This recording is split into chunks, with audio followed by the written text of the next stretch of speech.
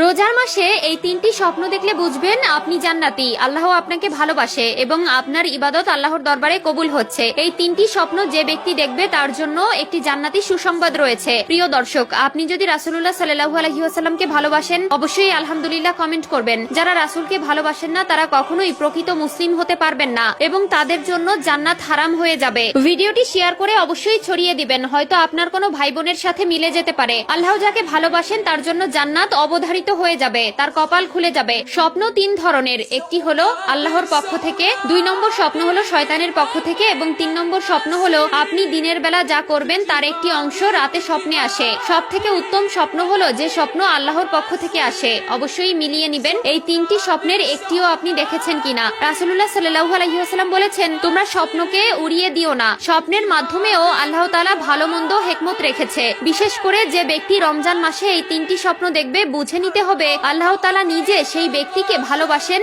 এবং তার জন্য জান্নাতের সুসংবাদ রেখেছেন। হয়তো আপনার কপাল খুলে যেতে পারে কঠিন ওই পরকালের ভয়াবহতা থেকে। 1 নম্বরে, আপনি যদি স্বপ্নে দেখেন আপনি কোরআন তেলাওয়াত করছেন, বুঝে নিবেন সেই স্বপ্ন আল্লাহর পক্ষ থেকে এসেছে। পবিত্র কোরআন ও রমজানের রোজা আল্লাহর দরবারে আপনার পক্ষ হয়ে কথা বলবে। এই স্বপ্ন দেখলে বুঝে নিবেন আল্লাহ তাআলা আপনার উপর প্রচন্ড পরিমাণে খুশি, যার ফলেই আপনি কোরআন স্বপ্ন দেখেছেন। 2 নম্বর স্বপ্নটি একটু বেশি গুরুত্বপূর্ণ। স্বপ্নে যদি দেখেন আপনি গোসল করছেন তাহলে বুঝে নিবেন আল্লাহ তাআলা আপনার উপর খুশি আছেন।